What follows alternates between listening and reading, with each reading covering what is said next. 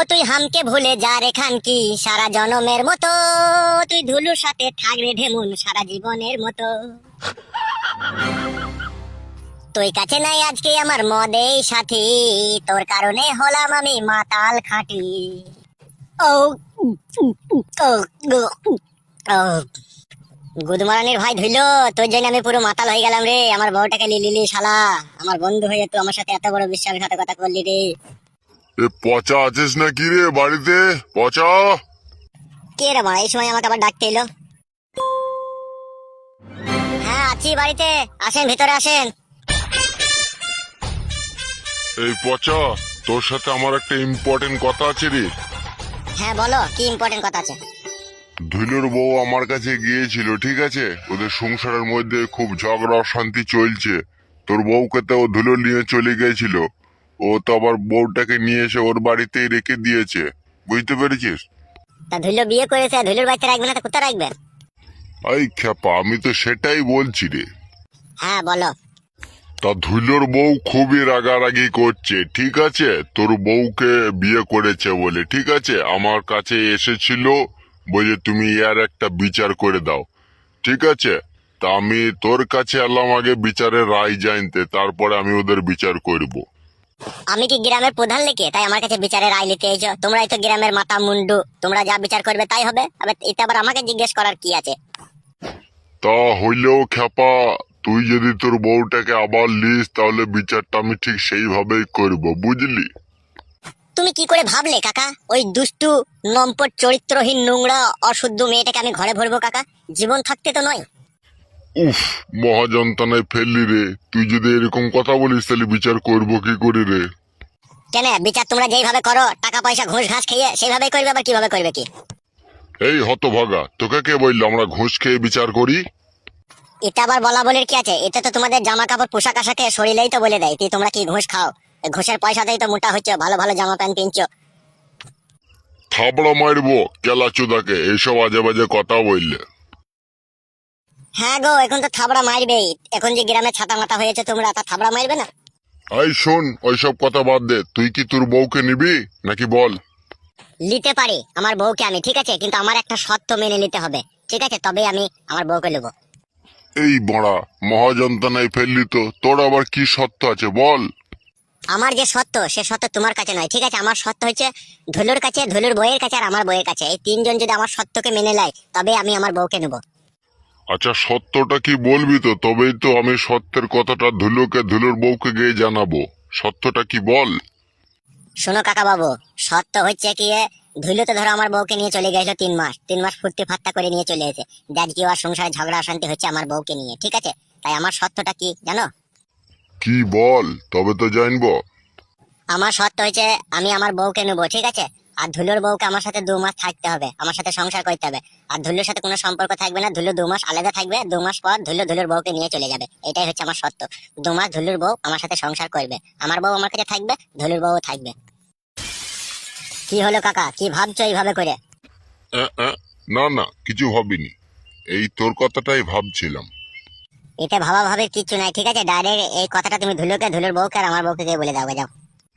আচ্ছা আচ্ছা, ঠিক আছে ঠিক আছে, এই ব্যাপারটা নিয়ে আমি আলোচনা করছি। ধুলোর বউকে বলছি, আর আমাদের পার্টির লোককেও বলছি, ঠিক আছে? হ্যাঁ যাও বলো গা। এইরকম কথা বাড়া আমি যদি সমাজের সামনে বলতে যাই, আমাকে তো বিচারক বলে মানবেই না রে মারা। আমার তো মেরে গাঁড় ভেঙে দিবে রে মারা, মেরে গাঁড় ভেঙে দিবে রে মারা। ওহ, কি যন্ত্রণায় পড়লাম রে মারা। তবু বলতে হবে, কিচ্ছু করার নাই। আমাকে যেমন কাঁদাচ্ছিস তোদের কেন কাঁদাবো, আমার নামও পচা। ও ও।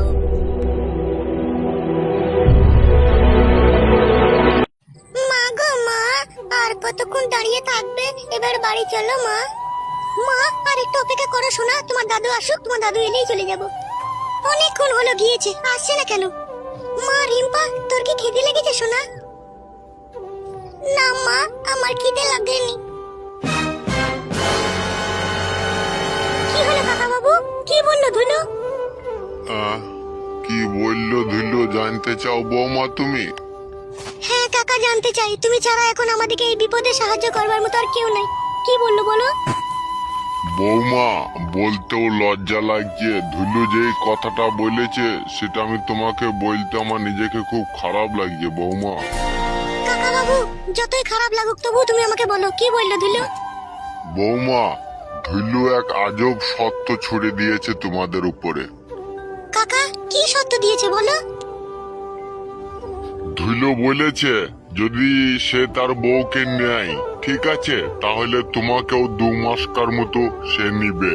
তার বউকেও নেবে, তোমাকেও নেবে, দুজনকেই রাখবে কাছে। তোমাকে 2 মাস রাখবে, তারপরে তোমাকে ছাড়বে। আর এই 2 মাসের মধ্যে তোমার সাথে ধুলোর কোনো সম্পর্ক রাখতে দিবে না, এটাই বলেছে ধুলো। কাকা বাবু, তাহলে এখন কি হবে? সেটাই তো আমি ভাবছি গো বৌমা, যে এখন আমি কি করব। এখন তুমি তোমার স্বামী ধুলোকে যদি একা নিয়ে সংসার করতে চাও, তাহলে তোমাকে 2 মাস ধুলোর কাছে থাকতে হবে, তবেই ধুলো তার বউকে নিবে। সব আমার স্বামীর জন্য এরকম হচ্ছে। ও যদি পচার বউকে না নিয়ে যেত তাহলে এটা আর কখনোই হতো না। ছি, এসব শুনতেও নিজেকে ঘৃণা লাগছে। এখন তো আর উপায় নেই বৌমা, এছাড়া তো আর কিছু করার নেই। আর না হলে তোমাকে পচার বউকে সতীন হিসাবে মেনে নিতে হবে। কিন্তু কাকা, সেটাও তো সম্ভব নয়, বলো? দেখো বৌমা, এই ব্যাপারটা সবকিছু এখন তোমার হাতে নির্ভর করছে। এখন তুমি যা ভালো বুঝো তাই করো। তুমি যদি চাও সতীন নিয়ে সংসার করতে, তাহলে করতে পারো। আর ধুলু যে কথাটা বলেছে সেটাকে তুমি মেনে নিতে পারো। যা ভালো লাগে তুমি তাই করো।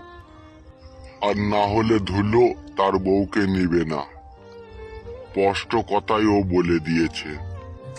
কাকা, আমি যদি ধুলোর সত্য মেনে নিই, আমি যদি ধুলোর কাছে 2 মাস থাকি, তাহলে আর পরে ধুলোর কাছ থেকে আসার পরে আমার স্বামী যদি আবার আমাকে না লাই, তাহলে আমি তখন কি করব কাকা? সত্যি তাই তো, এটা তো আগে ভেবে দেখিনি আমি।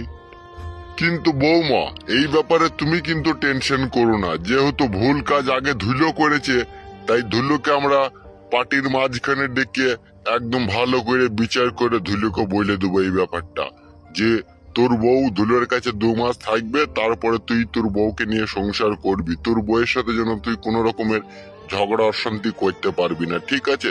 তুই যে ভুল করেছিস তার প্রায়শ্চিত্ত করছে তোর বউ। এইভাবে আমরা ওকে বলবো বুঝিয়ে। কি করব কাকা বাবু, এছাড়া তো আর কোনো উপায় নেই, আপনি বলুন। তাহলে বৌমা, তুমি পচার সত্য মেনে নিতে চাও, তাই তো? হ্যাঁ কাকা বাবু, আমি মেনে নিতে চাই। আচ্ছা ঠিক আছে বৌমা, তুমি এখন তাহলে বাড়ি যাও। আর তোমার স্বামী ধুল্লুকে আমাদের পার্টি অফিসে পাঠিয়ে দেবে, ঠিক আছে? ওখানেই আমরা বিচার করে দেবো, ফয়সালা করব, ঠিক আছে? আচ্ছা ঠিক আছে কাকা বাবু, তাহলে এখন আমি আসছি। চো মা রিম্পা, বাড়ি চো। হ্যাঁ মা, চলো। সালা, আমার লাইফে এই প্রথম কঠিন বিচার করতে হবে রে। বাপের জীবনে আমার বাপও করেনি এরকম বিচার, 14 পুরুষও করেনি এরকম বিচার। এই জীবনে প্রথম করতে হবে। না, একটু পার্টির লোক দিকে এই ব্যাপারটা জানিয়ে রাখি।